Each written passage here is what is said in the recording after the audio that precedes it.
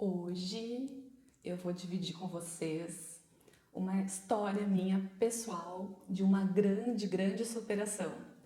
Eu tinha um medo terrível na minha vida que me acompanhou por 10 anos e me atrapalhava demais. E hoje eu vou contar para vocês como é que a maternidade me ajudou, me oportunizou a mudança, uma grande transformação na minha vida que me ajudou a vencer este medo. E se você também está tendo dificuldades em fazer algumas transformações importantes na sua vida, fica ligado no vídeo de hoje que tem dica boa por aí.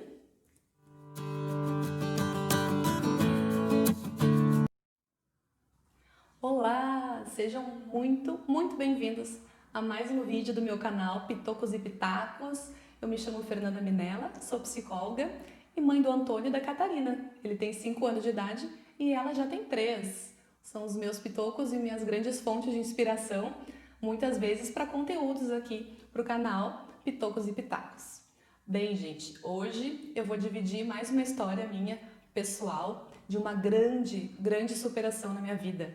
Vou falar sobre como é que eu venci um medo que me acompanhou durante 10 anos e que me incomodou demais e atrapalhou muito a minha vida. E como é que eu comecei a me dar conta de que vencer este medo me trouxe pistas sobre como é que eu poderia efetuar outras transformações na minha vida.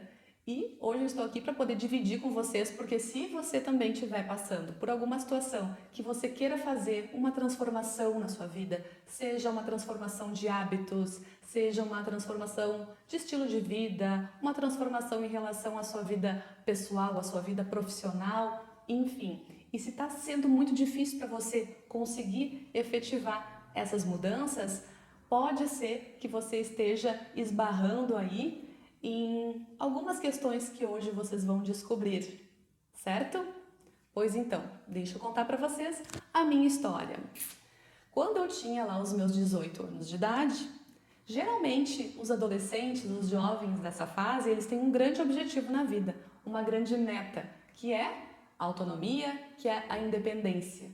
E essa independência muitas vezes passa pela chance de tirar a carteira de motorista e ter o seu próprio carro, enfim, ser piloto da sua própria vida, dirigir o seu próprio destino, não é mesmo? Pois então, só que para esta pessoa aqui, isto não era a minha meta, de fato não. Pensar em dirigir me causava pânico.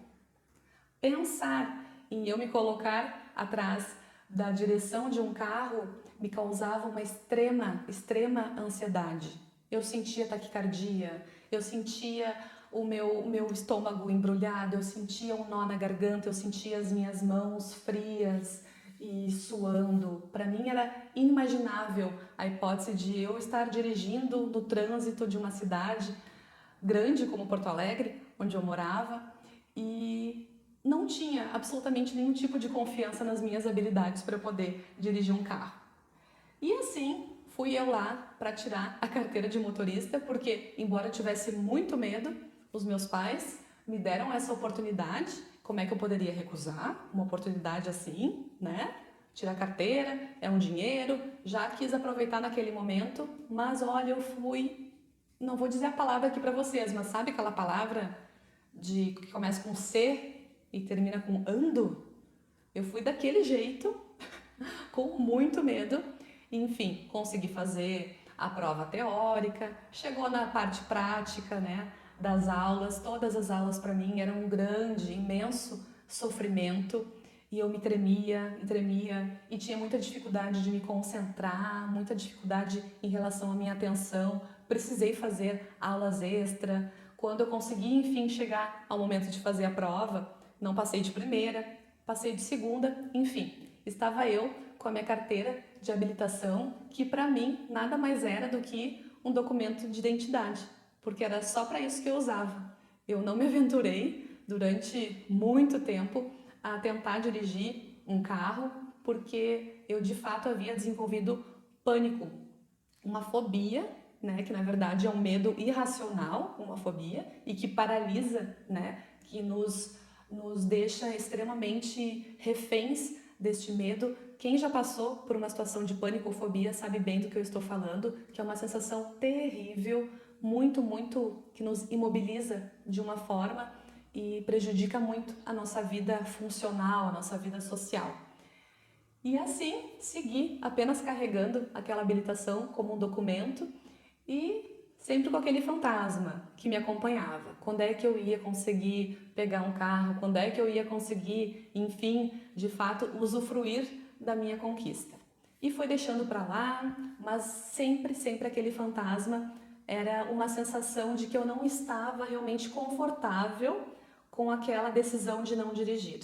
Era como se tivesse algo dentro de mim que estivesse me impulsionando para a necessidade de que sim, eu precisava conseguir vencer aquilo, mas eu não sabia como. Eu não sabia como. E fiz terapia por muito tempo e mesmo assim foi muito difícil eu conseguir entender o motivo, eu entender a causa daquele pânico. De qualquer forma, os anos foram se passando e quando eu percebi, uma década já havia se passado, 10 anos deste medo me atormentando diariamente e eu sentindo que eu estava perdendo de viver grandes oportunidades na minha vida por eu não conseguir vencer essa situação. Em 2014, exatamente, foi o ano que eu determinei para mim mesma que eu queria engravidar, que eu queria poder conceber o meu primeiro filho. Mas, para isto, de alguma forma, eu também coloquei na minha mente, me programei mentalmente, de que para eu poder, sim, ser mãe, para eu poder ter um filho, eu precisava, antes, aprender a dirigir sem ter todo aquele medo, sem ter todo aquele pânico. Eu me coloquei essa condição. Naquele momento, eu não entendia bem por que eu havia feito aquela relação. Eu não entendi exatamente por que eu estava vinculando ter um filho a conseguir dirigir um carro. Foi depois de um tempo que eu realmente me coloquei esse compromisso e de alguma forma eu consegui vencer, sim, o medo, o pânico de dirigir um carro e de fato eu engravidei e eu fui e comprei o meu carro e comecei a dirigir como se eu nunca tivesse tido aquele medo, aquele pânico. Durante o processo de mudança, de eu sair daquele estado de refém do medo para eu começar de fato a ser protagonista e exercitar mudanças de uma forma mais ativa, eu não estava entendendo muito exatamente o que estava acontecendo ali. Mas hoje eu consigo traduzir e explicar para vocês o que aconteceu nesse meio de campo entre o ser refém do medo e entre ser protagonista desta mudança. O que aconteceu é que eu entrei em contato com os meus valores. Exatamente. O que são valores, Fernanda? Valores é tudo aquilo que é muito importante para a gente. É tudo aquilo, são aquelas condições inegociáveis na nossa vida. Como, por exemplo, no casamento, um valor para mim pode ser a fidelidade. Na minha forma de educar os meus filhos, um valor para mim pode ser educá-los de forma que eles sejam pessoas respeitosas. Então, para mim, o respeito na forma de eu educar meus filhos é um valor essencial. No meu trabalho, um valor para mim muito importante, por exemplo, é a ética. Na forma como eu cuido da minha casa, por exemplo, um valor importante para mim pode ser a limpeza, pode ser a organização. Enfim, estou aqui dando exemplos para vocês de que valores são coisas que a gente não consegue abrir mão de tão importantes que elas são para nós. É quase como se fossem crenças nossas. E muitas vezes, os nossos valores, eles não são exatamente nossos, não foram exatamente criados por nós, mas sim passados de geração em geração. Muitas vezes nossos pais nos passam os valores deles e a gente vai reproduzindo, vai replicando, passando para os nossos filhos sem nem poder perceber por que a gente faz o que a gente faz, por que a gente age da forma como a gente age. A gente só vai fazendo porque é assim que a minha mãe fez, é assim que meu pai fez e é assim que deve estar certo. e vai seguindo. Pois bem, voltando à história. Quando realmente eu comecei a perceber que para mim ser mãe significava ser uma pessoa competente, significava ser uma pessoa independente, pois se eu iria cuidar de um outro ser, como é que eu poderia estar na posição de uma pessoa dependente de outros? Se eu iria ter um outro serzinho, como é que eu iria ficar dependendo de alguém que fosse me levar nas consultas com um pediatra? Ou como é que eu ia ficar dependendo de alguém também para me levar a me buscar nas consultas do pré-natal, por exemplo? Então, para mim era inconcebível a ideia de eu pensar em ter um filho e ser ao mesmo tempo tão dependente de outras pessoas em relação ao meu ir e vir. Percebem? Para mim, então, ser mãe estava muito ligado ao valor da autoeficácia, da competência, da minha percepção sobre mim mesma, de que eu seria capaz, sim, de dar conta daquilo, que eu seria capaz de ser independente e de sustentar esta minha independência. E foi neste momento que eu consegui vincular uma necessidade minha de mudança, uma necessidade de eu me perceber como competente, como autoeficaz, como independente. Foi aí que eu consegui de fato a mudança, foi aí que eu consegui a transformação, que eu consegui de fato me empoderar e ir e dirigir e até conseguir comprar o meu próprio carro. Porque eu consegui vincular a minha mudança, não só a motivação de querer dirigir, mas eu consegui vincular a uma questão mais enraizada, mais profunda, que são os meus valores. Eu consegui me dar conta dos valores da decisão que eu queria tomar, que era ser mãe, e consegui juntar isso com essa necessidade minha de transformação, de independência, de autonomia. E por que hoje eu estou trazendo isso para vocês? Porque realmente, se vocês pararem para pensar sobre as mudanças, as transformações que vocês querem fazer na vida de vocês, eu peço que vocês parem e reflitam um pouco. Coloquem de uma forma muito objetiva. Pensem, ou podem colocar no papel, que mudanças vocês estão querendo para a vida de vocês. E aqui a gente pode até focar na questão da educação dos seus filhos, da educação dos seus alunos, por exemplo. Que valores que são importantes para vocês na educação dos seus filhos ou na educação dos seus alunos? Que valores são esses?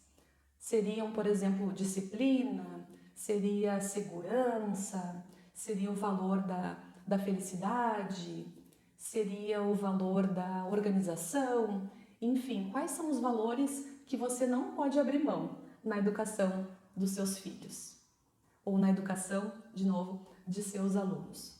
Porque são estes valores que realmente devem estar norteando as decisões de vocês, as tomadas de decisões e as escolhas que vocês fazem na forma de vocês educarem as crianças.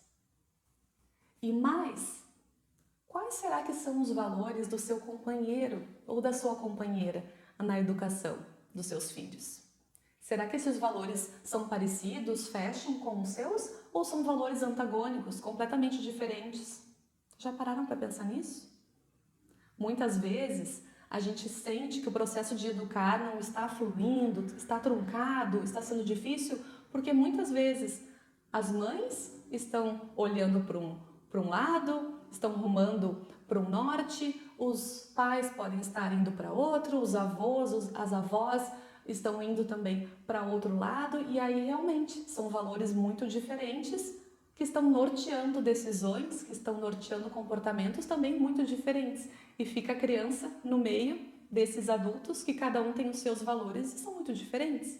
Como é que isso vai acontecer na prática? E você também, professor. Quais são os seus valores na hora de estar ali com a sua turma? Será que os seus valores fecham com os valores da sua escola, da instituição onde você trabalha? Ou será que são valores muito diferentes? Porque se forem valores muito diferentes, aí fica bem difícil de conseguir efetivar um trabalho, não é mesmo? Ou de ter satisfação de trabalhar neste local. Gente, hoje realmente era essa reflexão que eu queria trazer para vocês. Fica uma dica bem interessante de você pensar, fazer um levantamento aí de quais são os 3 ou 5 principais valores que norteiam a sua ação em relação às suas crianças. Claro que a gente pode pensar em elencar valores diferentes para cada setor da nossa vida, mas aqui a gente está pensando mais em relação à criação e educação de crianças, não é mesmo? Então fica a dica para você pensar. Pense nos seus valores, quem sabe conversar sobre isso até com o seu parceiro, com a sua parceira. Pode ser? Porque pode ser que aí esteja uma grande dificuldade na educação de seus filhos, justamente que você tem alguns valores e o seu parceiro ou sua parceira tem outros muito diferentes dos seus. Vale conversar a respeito, certo? Eu deixo aqui então um abraço bem forte para cada um de vocês. Deixe seus comentários, por favor, dúvidas, sugestões. Compartilhe esse vídeo se você acha que alguém pode se beneficiar. E gratidão imensa por assistir este conteúdo. Espero que tenha sido relevante para você. Fico por aqui, deixo um abraço bem forte para cada um e até o nosso próximo vídeo. Tchau, tchau!